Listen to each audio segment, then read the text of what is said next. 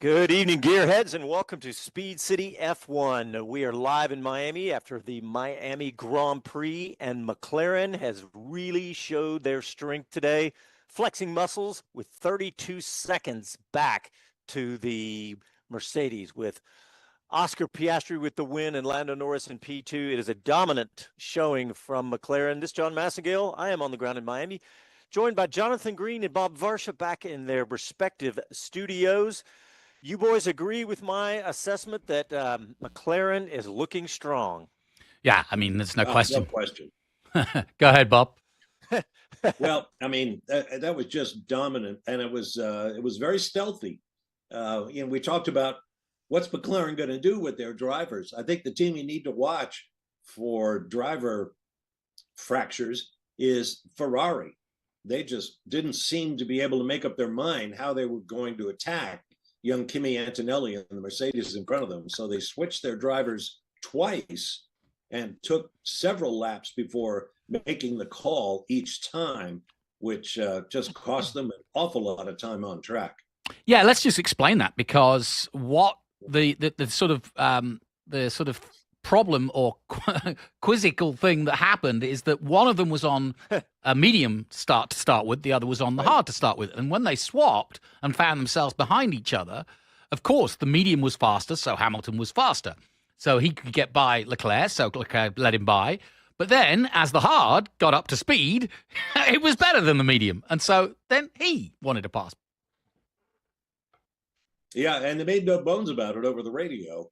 Now, in fairness, we don't hear every radio conversation in its entirety, but I detected a certain cool attitude among the Ferrari cognoscenti, and not among McLaren, although we didn't hear much of anything because Oscar Piastri basically ran off and hid, and Lando Norris made a great comeback after falling back to sixth place at the first call. And then made some great passes. And as we saw throughout the race, passing anybody who was remotely equal to you in performance is very, very difficult. It all happened basically under DRS, except in turn one. And it was interesting to watch. I thought it was a fun race because I think this is a fun track. The cars have a couple of long straightaways. They've got the DRS zones, but they've got a lot of twisty bits. And it's fun to watch these cars change direction. Yeah, the first 20 laps was top draw, wasn't it? I mean, the three best drivers in the world, defending, passing, aggressive overtakes, clean racing, wheel to wheel, quite literally, at times. I mean, boy, was it close. I mean, it just shows you how skilled they are when they're that close. Yeah. Well, one of my favorites was the comparison. So we got to see, what was it, probably 15 or 16 laps in, we saw Piastri battling Verstappen, right? Trying to get the lead from Verstappen. And then he got past. And then immediately Norris did the same thing. And it was fascinating to see the difference, the style, because Piastri was surgical, right? And he just waited for his opportunity. And we just got to see this dominant victory by McLaren, but at the beginning of the race, Verstappen was battling both Piastri and Norris. But the comparison I was alluding to is that Piastri was surgical, but Norris was just not as clean and took a couple of stabs trying to go around the outside in places where you couldn't go. Do you guys agree with that assessment? Yeah, and I was listening to Damon Hill on the radio. I do think that of the two of them, and let's be honest, that's who really we're going to be talking about for most of the year, even if they mess it up. It really is theirs to win or lose now, because they definitely have the better car. You can see by the 9-second gap that they pulled ahead of the rest of the field. But there's no question Piastri is the stronger of the two right now, and that's why he's leading the championship. But what a turnaround from last year, where Piastri never really shined or outshined Lando. But boy, what a difference a year makes. Yeah, I'd soften that opinion a little bit, because Lando, through no fault of his own, wound up losing possessions and then came charging back. Yeah, which would probably do a lot for his confidence that he got all the way back up to second place, a net gain from where he started.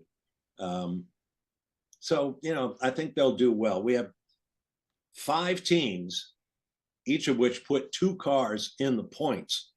And I'm trying to figure out what that means for the rest of the season, because as we talk about so often, all of these teams have to have one eye on 2026 when they're going to have an entirely different race car.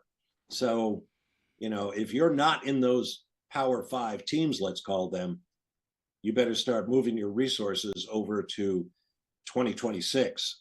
Yeah, I'll give you another example. I read a comment or an article that said the headline was "Science angry about not developing the 25 car," and it was a quote where he said it kind of makes me angry because what he was talking to was the fact that the Williams this weekend with 0.3 off pole position, and Carlos thinks that if they were able to develop this car, if they were able to do some wind tunnel work with this car, there's a few adjustments he'd like to see made that could make it a winning car. And so you can understand his frustration, especially coming out of a winning car in Ferrari last year. So, yeah, it's a damned if you do, damned if you don't. But that's how close it is right now. But you've got to, like you said, Bob, you've got to start thinking about the following year. Yeah, and I think any driver, no matter how good the car they're in, would say the same thing. Hey, let's not give up. Let's make this car better. Let's keep trying to compete. So it's decision time. All right. Yeah, and guys, not a good day for the rookies either. We had 4 rookies did not finish this race. Behrman, Doohan, Bortoleto, and Lawson all did not finish this race. And what do you think, Jonathan, of Lawson and the Doohan contact? Well, I don't think it had much to do with Lawson. I was on Lawson's onboard, and it looked really as though the fault was with Doohan. He just sort of outbraked himself. And Lawson was lucky to get away, but it kind of ruined his race too.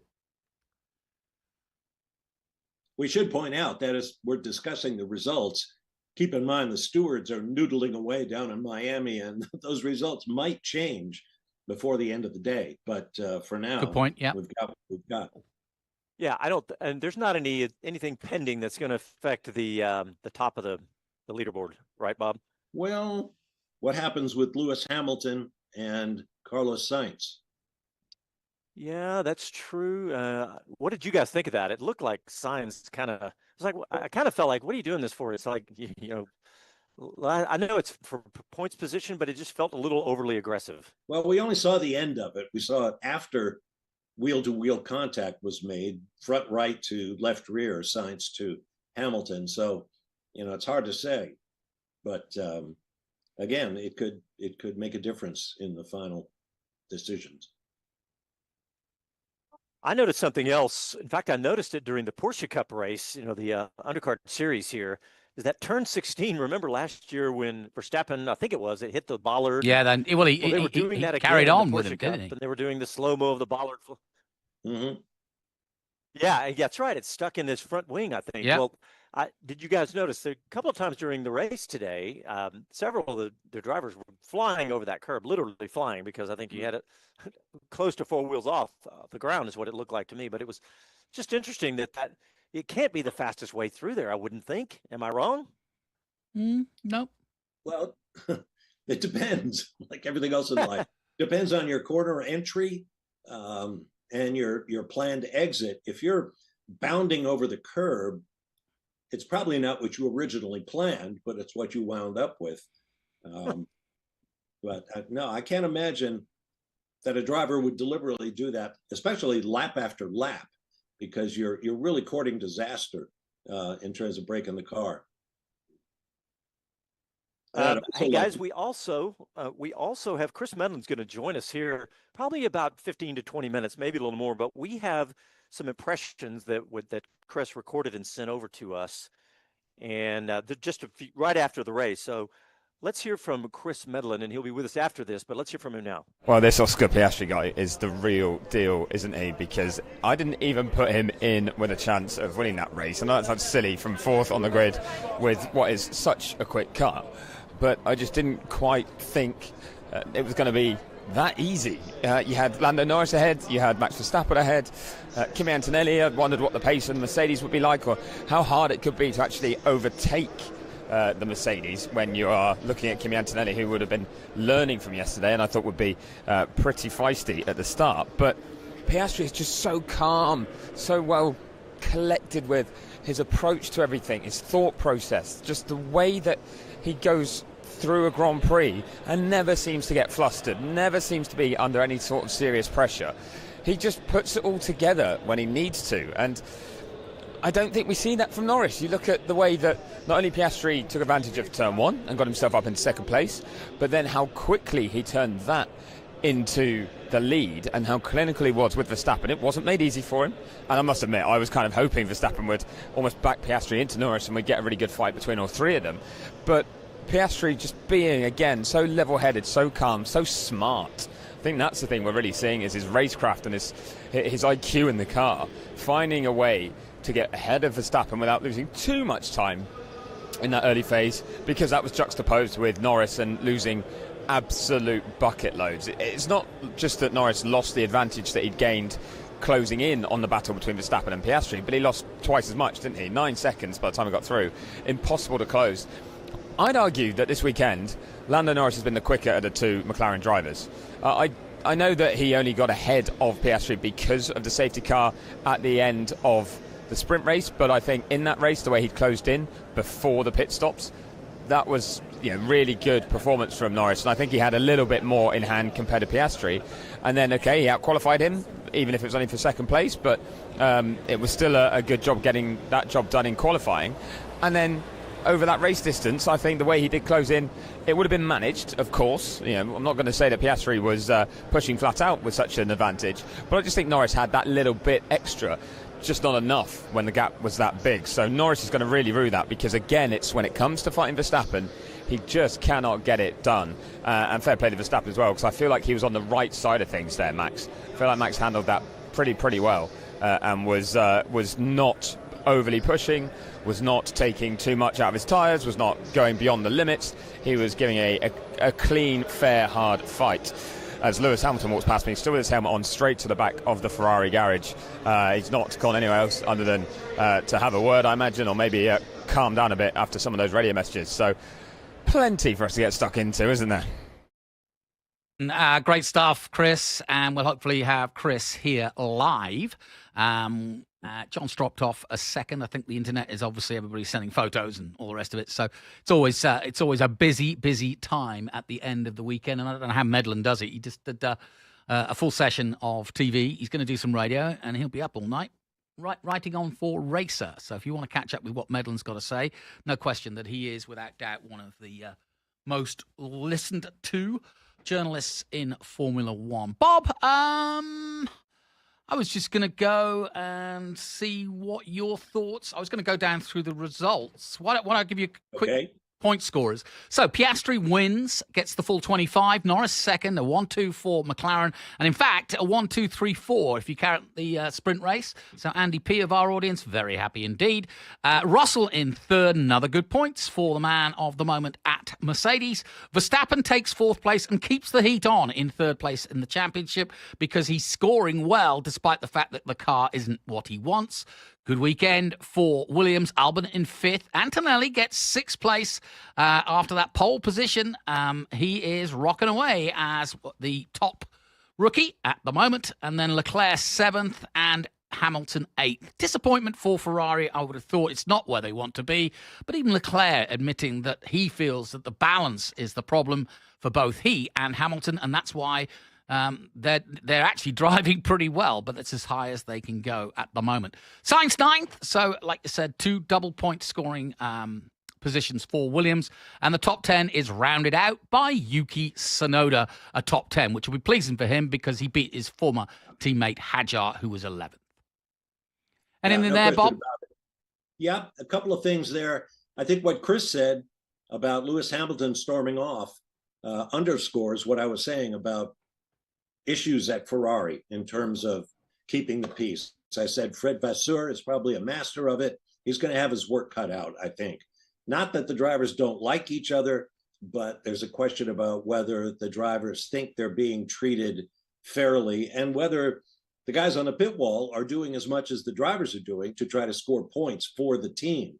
You don't see that up and down the pit lane. Verstappen is another issue. He complained about his brakes the whole time. We saw the pit problems that they had, both in the sprint and in this race. And I didn't keep close tabs, but it seemed to me every time I looked at a pit stop that wasn't a McLaren stop, it was over 3 seconds, sometimes over 4 seconds, while McLaren knocked out a couple of 2-point whatevers. So, their act is really coming together as they head to the midseason. And I think the problems at both Ferrari and at Red Bull are more serious than they might otherwise seem. Yeah, and of course, it's only going to get worse because they aren't going to develop those cars. Well, listen, Bob, let's take our first break, and we'll come back. We are reviewing what we've just seen, which was the Miami Grand Prix, round 6 of the championship.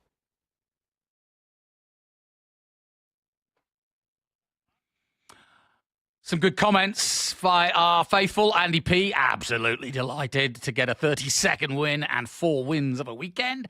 3 straight for Oscar, 4 wins out of 6. Yeah, Kevin Kelly pointing that out. What a start to the season. I love this one from Joe of Oyster Bay saying, Joe of Oyster Bay said this. This is the Oscar I was expecting. He said, I thought I might have missed a few since Ferrari. But, people saying that top first 20 laps were pretty darned good, and they were. It really was top draw stuff. We've already mentioned it. But also, that was the one I was looking at. Joe Oyster Bay says, some Ferrari issues haven't changed since Bonotto. Some would go further back and saying it wasn't right since John Todd. So that's a while back. But loved, Dave Lawrence loved the the radio combo in the middle of the race where Hamilton says, where his engineer says, Sainz 1.4 seconds back. Hamilton goes, you want me to let him pass too? There's still some ironing to do, Bob, isn't there, for young Lewis? But it appears that even Leclerc is aware that the car is not what it should be. Oh, absolutely. I think both drivers are aware that the car is not what it should be, not what they individually need. Leclerc has said he is having to change his driving style to accommodate the car. And that's never a good thing because, driving has to be second nature. It has to be instinctive. It has to be muscle memory.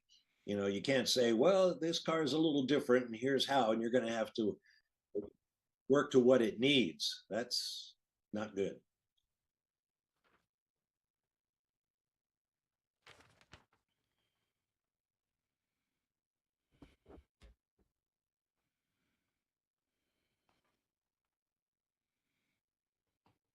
Hello, I'm Jenny Gow from BBC F1. You are listening to Speed City. Welcome back to the fastest hour in radio, Speed City. There's a growing expense eating into your company's profits. It's your cloud computing bill. You may have gotten a deal to start with, but now you spend sky high and increasing every year. What if you could cut your cloud bill in half and improve performance at the same time? Well, if you act by May 31st, Oracle Cloud Infrastructure can help you do just that. OCI is the next generation cloud designed for every workload, where you can run any application, including an AI projects, faster and more securely for less. In fact, Oracle has a special promotion where you can cut your cloud bill in half when you switch to OCI. The savings are real. On average, OCI costs 50% less for compute, 70% less for storage, and 80% less for networking.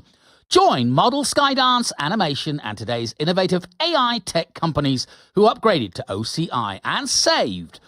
Offer only for a few U.S. for new U.S. customers with a minimum financial commitment. See if you qualify for half off at oracle.com/formula. That's oracle.com/formula. Welcome back. A bit tongue-tied and twisted, but it's been a long day.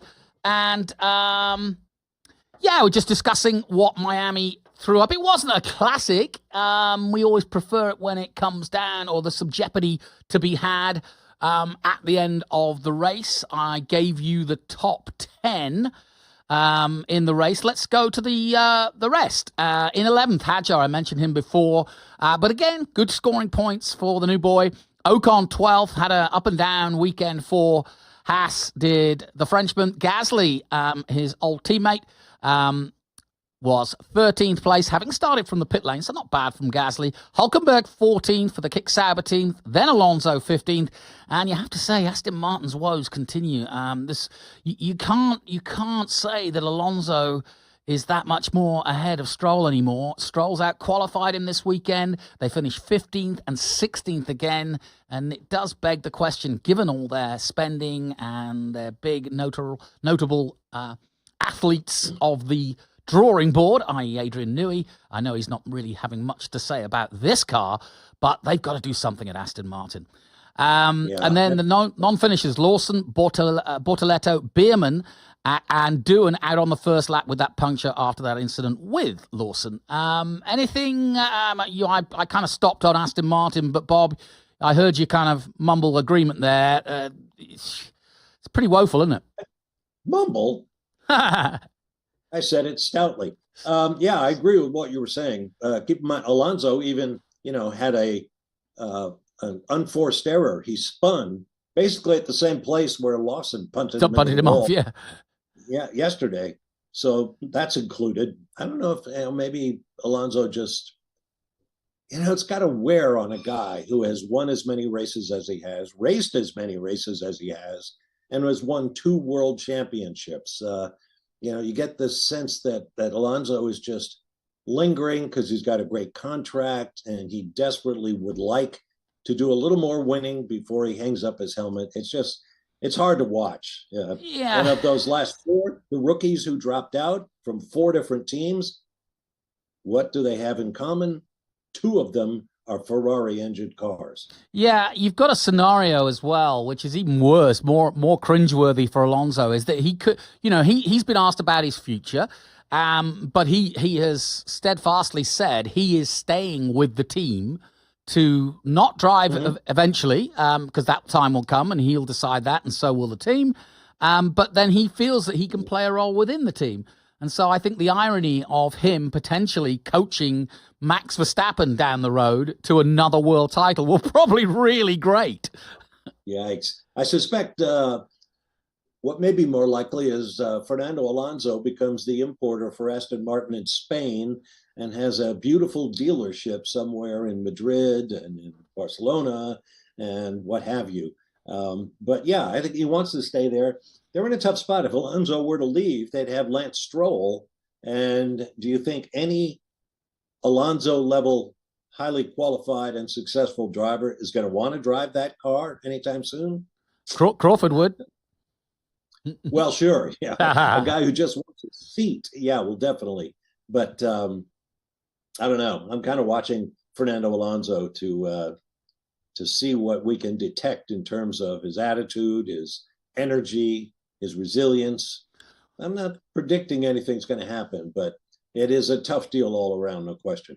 Well, no question that I had hope for him yesterday when he got to top 10. That's one of his best qualifyings of the year, getting through to Q3. Yeah. Let's take a look at the standings now as they stand after 6 rounds. Piastri now, the Australian, moving to 131 ahead of Lando Norris on 115. So a reasonable gap, but with 25 points for a win and obviously the possibility in future sprint races to get that 8 points for a win. I think that's a window that can easily be caught by Norris, and it only needs some sort of coming together or a mechanical for Oscar, and they'll be right on each other. Having said that, Verstappen not that far behind. What Verstappen's doing a really good job of, I think, is just staying in the hunt by picking up good points here and not overperforming. And overperforming the ability of the car. I thought actually his, besides that turn 1 shove off of Norris, which I was surprised wasn't dinged, we'll talk about that in a minute, he actually drove very well under pressure and wasn't the overly aggressive Verstappen we've seen in the past. Now, just 6 points off Verstappen is George Russell, and I think we've got to keep an eye on that, because once you go below George Russell in fourth place from 93 points, it drops all the way to 53, and Charles Leclerc in the first of the Ferraris. Antonelli is 6 and scoring well. He has 48 points. And then Lewis Hamilton, 7th overall with 41. He won't want to stay behind Antonelli for too long. Then comes Albon in 8th with 30 points, and another big drop-off to Esteban Ocon on 14, equal now with Lance Stroll. And that's what I meant about Aston Martin, is that, we often look at Alonso being the team leader and the point scorer, and yet, right now, Lance Stroll is flying the flag on 14 points for Aston Martin. Then it's Yuki Tsunoda. Up and down so far for the young Japanese, but I think he's found himself a fit there and certainly proven the world wrong. Pierre Gasly, 12th in the Alpine Renault, 7 points. Equal now with Carlos Sainz on 7. Then there's 2 on 6 points. That's Hulkenberg, 14th, and Ollie Behrman with 6. Isaac Hadjar is 16th with 5. And then no point scoring for Alonso, Lawson, Doohan, and Bortoleto. Let me start there. We've talked a little bit about Fernando there, and we've talked a little bit about where Lance is 10th and Fernando yet to score in 17th. That's going to bug him, I'm sure. But it doesn't look good either for Liam Lawson yet to score. And this weekend was supposed to be, the turnaround, because the problems that Lawson's had since he went back to RB have sort of been incidental. They haven't been a lot of his making, put it that way. Obviously, yesterday when he came together with Alonso, that was of his making. And he does do that too often. Jack Doohan, you've got a feel for him. He's not having the start he wanted. There's rumbles about being replaced at Imola, although Ollie Oakes has said that is not going to happen. But there is still a possibility that Jack could be replaced with Colapinto before this season is out. And Gabriel Bortoleto, again, out with, it looked like a complete engine failure for him. He, too, has no points. Let's talk about the bottom half before we go back up and pick out some other gems. What are your thoughts on what I was just saying? Well, I've said it before. Liam Lawson must be the most unlucky Formula One driver I can recall. It just, if something's going to happen, it's going to happen to him. It's like the cartoon anvil that falls from the sky and hits the coyote and not the roadrunner. That's kind of the way Liam Lawson's got to be feeling right now. There you go. Perfect. Precisely. And as we were saying earlier, 5 teams put all top 10 finishers in their place. So, everybody else makes it no surprise that they are, receding in the rearview mirror while the powerhouse teams continue to pile up the points in a battle among themselves to decide the world championships. I thought 4 cars out of the race, that's pretty high attrition by recent Formula One standards. You lose 2 cars, but to lose 4 in one race, and then the 3 cars ahead of them were lapped. So, the leaders lapped all the way up to 13th place. And, for a series that we keep yapping on about how close everything is, clearly there's something going on. The cars are capable of going fast, but perhaps the teams and drivers aren't capable of keeping them going fast for the 57 laps of the Miami Grand Prix. Yeah, an interesting comment. I think it was Damon Hill that said this on the radio commentary, which was, and I'm thinking ahead to 26, but he was saying that the advantage of the straight line that Mercedes have, and we really do have more Mercedes engines than anything. I'm just wondering, next year with Renault going to Mercedes as well, Ferrari are a bit out on their lonesome a bit, aren't they? Yeah, absolutely. And as I've droned on, beating that dead horse, Ferrari seems to have a problem. And, these engines, as regulated as they are, can be very different. We've heard Lewis Hamilton saying that this is a very different power unit than what he had at Mercedes, and he's not using engine braking to the extent the car was designed to do. He's just not comfortable with that. So, at Renault's engine, they lost faith in their own engine and decided not to do this anymore because 2026 was going to add a whole new expensive R&D program that they decided they didn't want to do. So, yeah, I mean, there's a lot more out there in terms of putting on a competitive race and getting the most out of the drivers and the cars. And it's a challenge. Yeah, no question. And I just think that with no development, it might actually make it a better season for us, the fans. Might not be as easy for them not developing their cars because they get frustrated, but it could mean to closer racing. And I mean, you can't beat what the racing that we're getting in pockets throughout these Grand Prix. All right, we'll take a short break. We'll be back and we'll talk about the constructors after this. And it's split quite nicely between all 10 teams. Join us after this.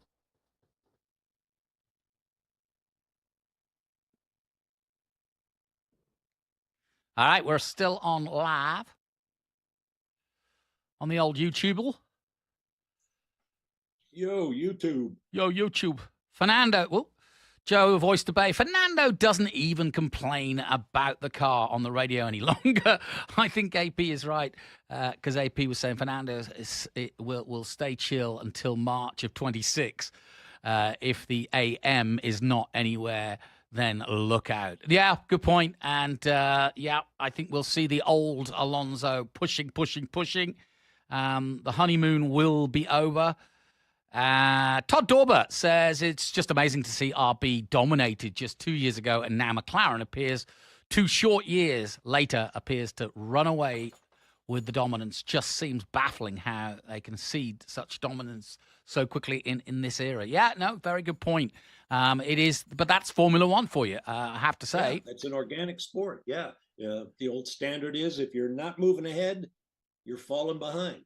Well, what do they say? Motor racing's a moving target, and you've just got to keep moving with it and keep hitting it, Especially with Formula One. I mean, it's a garage war. It's a technology war as much as an athletic exercise. And, it's really tough. And I'll tell you, the way if you've ever been to a team building effort or been in a project or been in a boot camp where you're all working together to get over a course and stuff like that, imagine over 800 to 1,000 people working on one piece of metal to make it the quickest thing in a straight line, if not around corners. I still marvel at that, Bob, because, there's literally 10,000 people working on these 10 cars. I find that just amazing. Staggering. All right, we're coming back.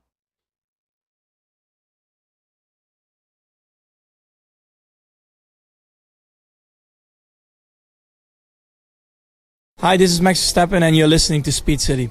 Welcome back to the fastest hour in radio, Speed City.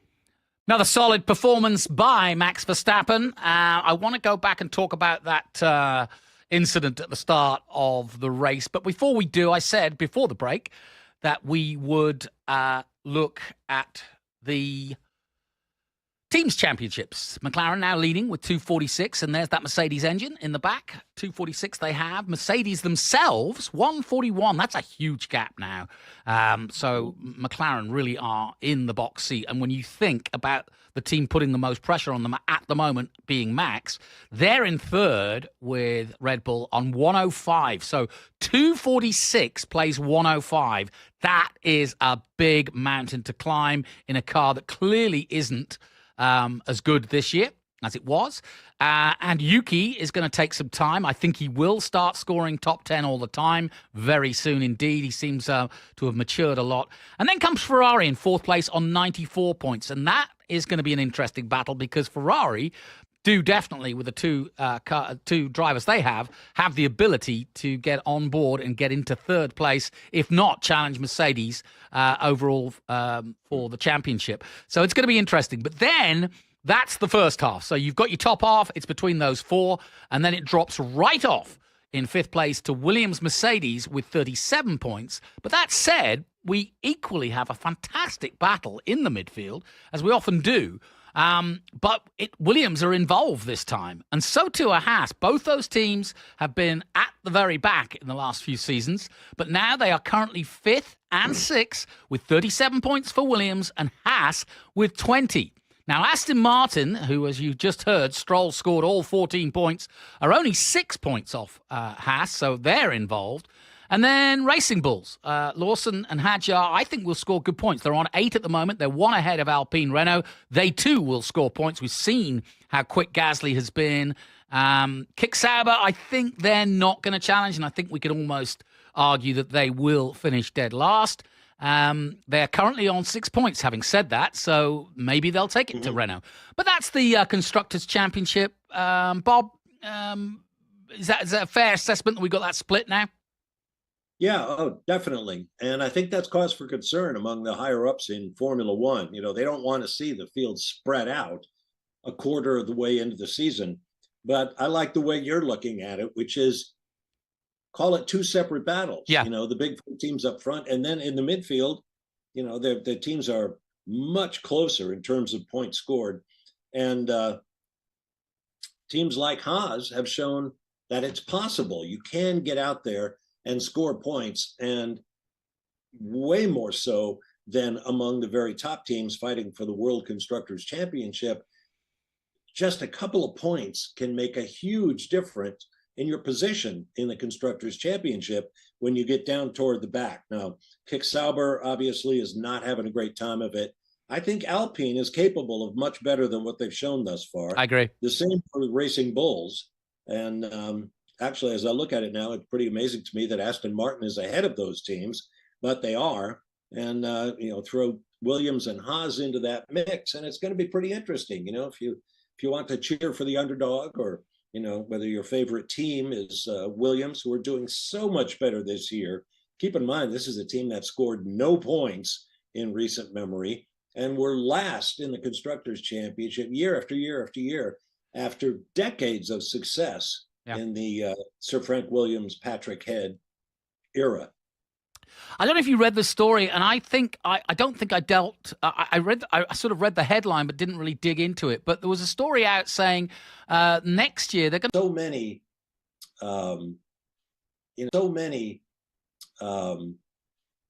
single make,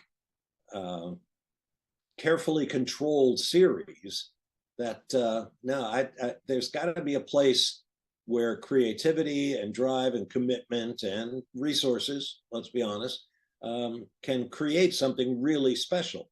And I wouldn't compare a Formula One car technically, you know, to any other race car in the world. Ask any driver who's driven one, whether it's, you know, Tony Stewart or Jeff Gordon, that there's just no comparison what these cars are and what they can do. And I think if you start trying to make them all more the same, that's I don't think that's a good idea. I mean, they already do some things. If you do well in the championship, you get less aero wind tunnel time in the season to follow. If you are a lesser team in the championship, you get more. And I think that's about as big a boost to a team's I agree. technology and fortune that I'd like to see. Yeah, I'm not a gimmick fan. I hate what Formula E do, or what they used to do, when they have these long penalties. It works in MotoGP, but it doesn't work in Formula E, in my opinion. I also used to hate the fan boost thing because it's just erroneous. I hope Formula One never go down there. But I say I agree with you fully. I cringe when I see them talking about it. It may not happen. I hope it doesn't, and I also hope they do away with DRS, because in the era of these downforce cars, we really don't need it. And this track particularly, 3 DRS zones, and I hate to say it, the processional bit of this race was the last quarter of it, because really no one could do anything. And you hear the biggest complaint is, I can't stay behind my teammate because my tires are going off, and that's not which has always been. It's always been a Formula One problem, is that the air behind the car ahead. It would be neat if they would have a race without DRS, sorry. Maybe we should get DSR. Or DHL. Yeah, DHL.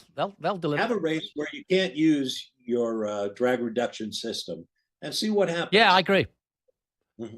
And or why not put the sprint race? I mean, and by the way, there are conditions you could do it in. Why not have no DRS for the sprint race? Sure. I mean, it is a sprint race, So why not make that? That's an element that isn't wonky. It's the same cars. You're not doing anything fabricated. You're not making things up. I've got a feeling that could be something they can look at. Now, I want to go back to the first corner. What was your take on Verstappen's move? I heard Brundle's words were he shoved him off. What did you think?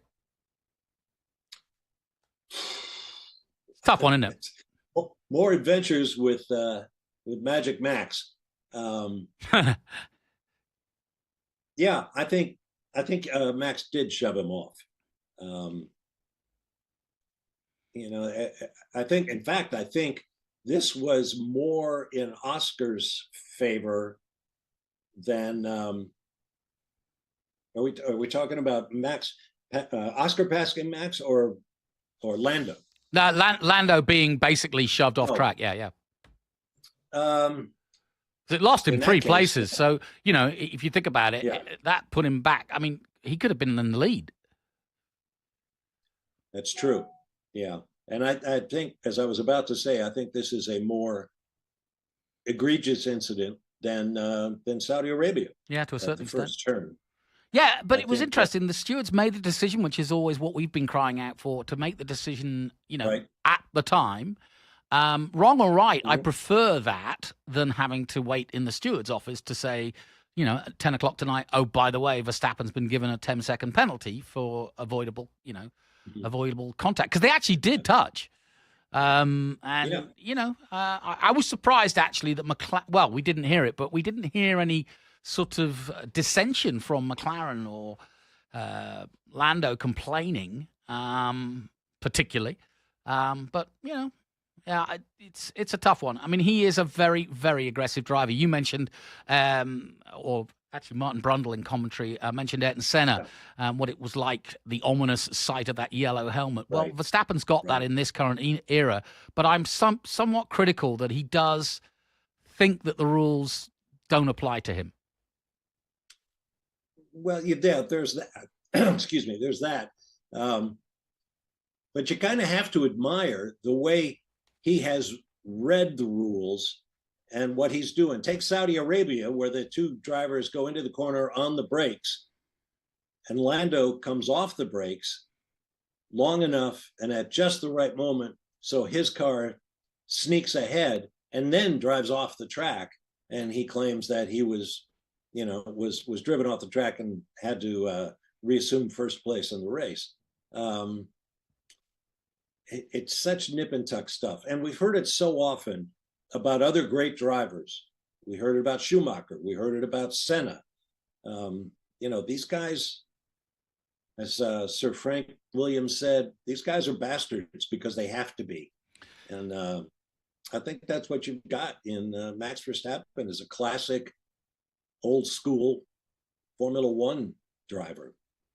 Yeah, I think you're absolutely right. It is a cutthroat sport. It's a cutthroat business for all involved, to be honest, not just the drivers, mechanics, journalists, you name it. It's the highest end of this sport anywhere in the world, and it is very, very wealthy. People do very well out of it. Some do, some don't. But yeah, I mean, you talk about the Shark Tank. It is very, or the Piranha Tank, as Ron Dennis used to describe it. It very much is, and it's kill or be killed. And they don't suffer fools. They don't suffer lack of performance, as we saw with Lawson, and we've seen in the past with Kvyat and Albon all being dropped from that Red Bull team. All right, we'll take another break, and when we come back, we'll wrap up the last part of our show here as we look back at the Miami Grand Prix.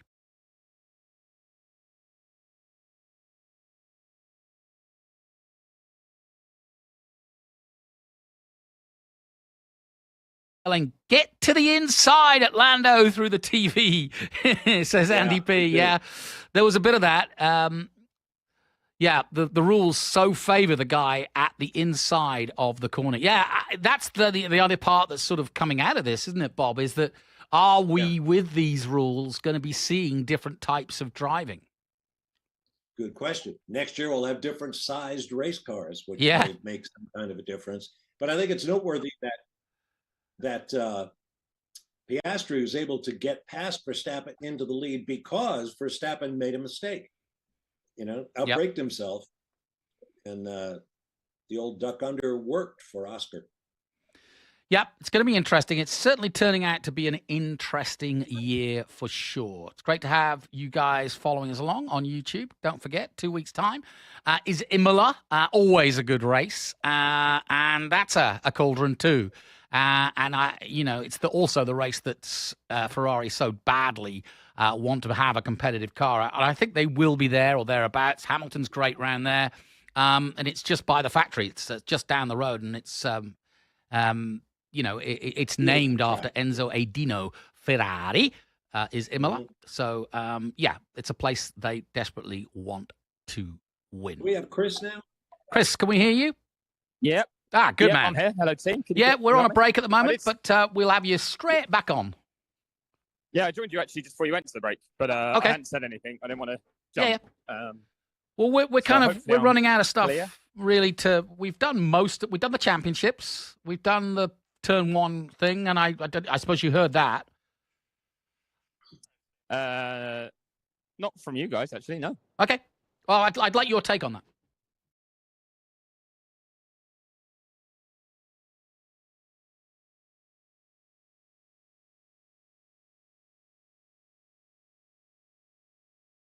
Hello to everyone, this is Gunther Steiner, this is Speed City.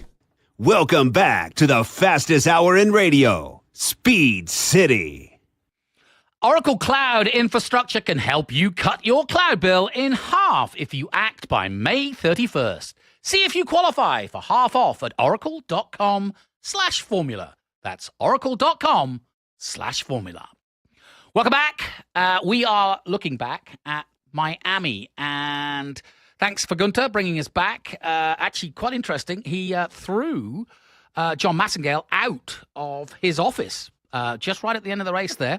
But I'm glad to say, if you've been wondering where Jon has disappeared to, he's currently 0.2 miles from a left turn, and I don't think he's moved. I think he should call in, because he's on his way to the airport, and I think he should call in. But if you're going to replace Jon Massengale, if you're going to replace Jon Massengale, who better than to replace him with the man of the moment, Chris Medland? Welcome back to the show. Thank you for having me. I am never a replacement for Jon, though. No one can replace Jon. But it was nice to know someone else was being as part-time as me, and there you go, shooting off early or coming in late like I do. So between us, we've got this nailed. I have to say, I've been watching you all weekend because I have the F1 TV app, and so I've been enjoying it. And my Playboy shot of the weekend was you and Christensen looking like two Miami low-riding studs. Definitely. That was my white jeans, wasn't it? Yeah, which I can get away with. You both looked as though you'd been on South Beach at bed. And if anybody knows South Beach, they'll know that is the cool place where people hang out. One point in my defense there is that was yesterday, when then we had to go to South Beach as early as possible. And I can tell you, early as possible for me meant 10 o'clock I could get there for the Cadillac launch party event, which gave a dress code of Miami chic. And I had no idea what that meant. So that was me being Miami chic. No, that was you pulled it off, mate. Succeeded. No, you pulled it off. Cool. No, definitely. I was wondering whether the wife had popped in with a bit of suggestion for you. You don't think I could? Yeah, no, she very much did tell me to get those jeans. Yeah. No, I know. I just know how men are and how women are. So there you go. You'll certainly get some tips, and I'm always willing to accept those tips. Hey, Chris, we've been talking just before the break, before you came on, about the first corner incident between Verstappen. Were you surprised that there was no ding for Mr. Verstappen? Do you know what? I wasn't in the end. I was lucky enough to do the F1 TV post show with Fred Vesti, and being a professional racing driver himself, I asked him for his thoughts because I was torn. I did feel like, Lando was fully alongside. But the thing that I was maybe thinking was going to get Max away with it was the fact that he clearly had a bit of a moment. The rear stepped out on him. He was pushing hard on that inside. I think he was happy for the rear to step out on him, so to speak. He knew that could happen, and if it did, he thought, well, Lando will have to get out of my way. But I think that gave him kind of an excuse. And Norris, again, on the outside, then responded to that and had to then bail over the corner. But, going through increasingly high-speed turns with full fuel loads, cold tyres. Yeah. I think it's expecting a lot not to have, two cars side by side, get close or maybe even have contact. So I can see why it was just deemed, hey, it's a lap one moment. And Fred said exactly the same. He said, look, that's racing. It's hard racing. Like, yes, if you land there, you're annoyed at the outcome, but someone always loses out in a battle between two. And it was very firm, but I don't think it was anything dirty, and I don't think it deserved the penalty. And he said, I don't think we should have the rule book coming out for every single incident in every single race, let alone every single corner on the first lap. So I do kind of side with him on that. I think it's really well put from Fred to explain it in that way. So, I wasn't massively surprised. Fair enough. Bob, have you got anything for Chris? Well, what kind of attitude did you detect among any of the personalities, particularly the drivers that you ran into after the race? The really interesting one, and it's someone I've actually come and hovered near Williams in case I can spot him again, but it was Alex Albon, because he had a brilliant race, brilliant result, but early in the race, it came through, didn't it, through team radio, the info that the drivers have been told to hold position, the two Williams drivers, Sainz and Albon. And as that message had basically come through, or very soon after, that Albon had then overtaken Sainz. And okay, he disappeared up the road and got a very good result. But what Albon says, he clearly was a little bit uneasy about it. He said that it kind of came through at the time he was getting told, your engine's overheating. So essentially it was a message to back off. And he said, that message came to me on the straight that I overtook Carlos. I was there lining it up and about to go past him. So he kind of was saying, at that point, what do you do? Do you suddenly undo the move or ignore the opportunity to go ahead? And the reason he went for that move was because he felt he had the pace to go and overtake the cars in front of him as well. And that's exactly what he did, wasn't it? Up to fifth, on merit. Without the timing of the VSC, then there's every chance he beats Russell to fourth. And hey, who knows, even on top of that, there was a point where you wondered if he was going to get close to Max Verstappen. Now, I don't think in the end he was, but if something happened to Verstappen, Albon suddenly on the podium. I liked that the mindset there was, no, we're going forward. This isn't just a defend position time like it was in Jeddah, which he abided by in Jeddah. He and Carlos Sainz worked well together.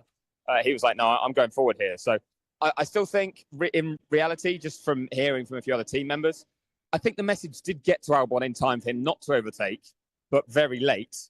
And he kind of had made a decision already. And I don't think Carlos is going to be upset by it, given the end result, but it just will need a bit of explaining in a debrief. Yeah, good point. Well, the other thing that I wanted to talk to you about, because we talked about it before you came on, and that's Ferrari. They got themselves in a bit of a conundrum, didn't they? One on the hard, one on the soft. No, you let me by because I'm getting hot behind you and my tires are going off. Now I'm up to speed. You need to let me by. But the overall thing that I take away is that's just a conundrum they found themselves in. But Ferrari, that is about as good as they are right now, isn't it? Yeah, it really is. It was really interesting listening to those radio messages. I actually then was walking through to go on air after the race, and Lewis Hamilton came the other way into the Hard Rock Stadium, helmet still on, marching ahead of everybody else. He likes to go and change and kind of get a quick shower or whatever it is before he goes and does media, but he was making sure nobody would say a word to him, and he clearly was frustrated. But I don't think with the fact that they had these team orders, I don't think he was happy with the communication. It's the fact that they're fighting over the positions they're fighting over. You know, 7th and 8th is not where Ferrari should be. But this was a much better performance from Lewis. This was Lewis getting the car to its full potential, just like Charles was. And that's why they were so close together on track and staying there. They both got everything out of the Ferrari, but the Ferrari was just nowhere near good enough. And I think some of those radio messages were actually a sign of desperation. Yeah. I think we were hearing the team going, oh, well, maybe one of you is actually quicker than this, so you should go ahead. And then when that didn't happen, it's like, oh, well, it must be the car behind us that's quicker. We'll swap you back. In reality, they did not have the pace to pull away from Sainz, really, and they didn't have the pace to catch Antonelli ahead either. And that is a damning kind of analysis of where Ferrari are right now. You're right. I think they will have a big, big debrief heading into Imola because the pressure will be on there at one of their home races, a racetrack, as you just mentioned, Johnny, before the break, that bears their name. I really do think that Ferrari need a response. Now, they might bring a big upgrade there. That has been the talk, is that there'll be a lot of big upgrades brought to Imola. But at this point, that upgrade needs to be pretty special. It needs to be McLaren-esque from Miami last year. Not impossible, but also not the whispers we've been hearing. And I think both drivers are annoyed because the performance just isn't there. Yeah, and for the first time, I mentioned this earlier, that we've heard Leclerc talk about Hamilton's struggles. And he basically, his words were, it's a balance issue and we both have it. And, you know, kind of admitting that that's the problem. So I don't know where that balance is or whether you've got a more definitive answer to that. But what have you heard? Have you spoken to Fred? No, I haven't actually this weekend.